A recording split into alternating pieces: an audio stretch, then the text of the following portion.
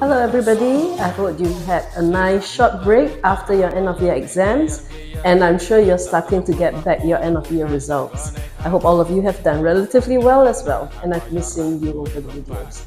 Now, I would like to tell you guys more about what I'm going to do during the November and December holidays. Alright, for a start, I will not be starting on next year's classes first. I'll be doing a series of workshops. One workshop for each different level for Sec 1s and 2s, and then Sec 3s and Sec 4s. Alright?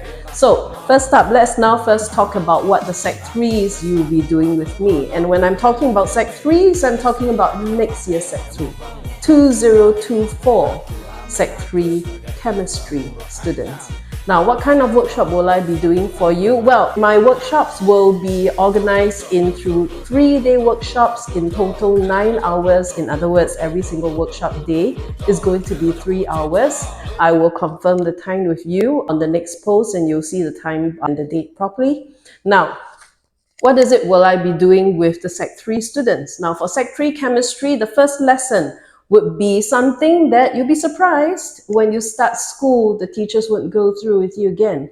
But guess what? It's going to feature big major time in your WA1s, your mid-year exams, as well as your end-of-year exams in Sec 3, which will be the advanced version of experimental techniques, or what we used to call separation techniques.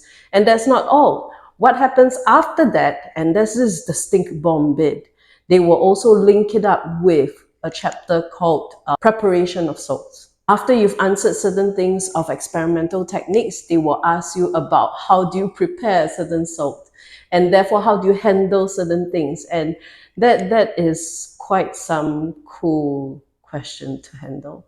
And that would usually come as a 10-mark question in section B of your assessment. So a lot of students are normally caught off guard by that, and therefore I will give you an advance on it, okay? Give you an idea so that when you start learning it in school, you do it with the right mindset, and you'll be looking at it from a different point of view compared with somebody else who's just directly just memorizing everything. I don't want to see you guys only memorize. I want you to understand, and I want you to know how to handle that information in a very flexible and dexterous way. Right, then that's the first one. The second lesson will be using whatever it is that you have gone through and you have talked about in preparation of salts, and then after that we link it up with the only calculation math-based chapter in the whole of chemistry, O-level chemistry, and that will be mole concept. And you'll be surprised how horrible it can be. And many students can't see, why must they link such things together? One chapter is bad enough on its own, why must they give us something else together with it? Well, unfortunately, that's the case it is. And if you think about the question in the right way and use the information given to you in the right way, you'll be able to handle it so much better. Getting 8 or 9 or even full marks upon 10 is not difficult. All right, then the third lesson that we have would be something that you would never think is ever going to happen to you. All right, in Sec 2, if you remember, you've already done bonding, right?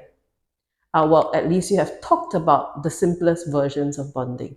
In Sec 3, you'll learn all there is to learn about bonding, all right? And you have to draw about the bonding, that's what we'll go through, but that's not all. That's the simple part.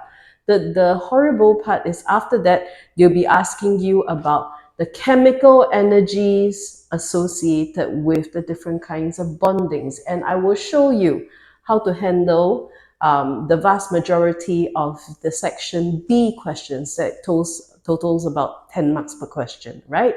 How to handle such long questions and get up to maybe even full marks for it. It's not difficult. You just got to handle it the right way. Now, what can you go away from with this workshop? Well, most definitely, I will teach you and you will generate your own mind map about it. Now, mind map is not something that we draw for fun. Okay, mind map is something that you generate out from your own understanding of what has been covered in the lesson.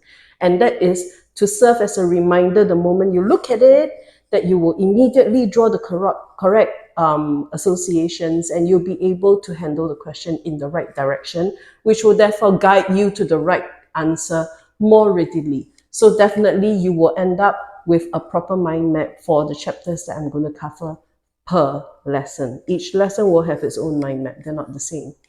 All right. And after that, of course, I will give you practice on how to apply in the midst of teaching you. So that's not a problem. So people, I really do hope to see you at my workshops. Give yourself a good start to next year's work. And it's not all boring stuff. It's not going to be rote learning. I'm not going to grill you too hard, but I must teach you the correct technique.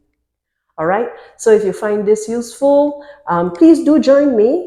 Sign up for my workshop, and I hope to see you at the workshop. It can be online. You can also be attending the class on site. I will be able to handle you all. All right. See you then. Bye-bye.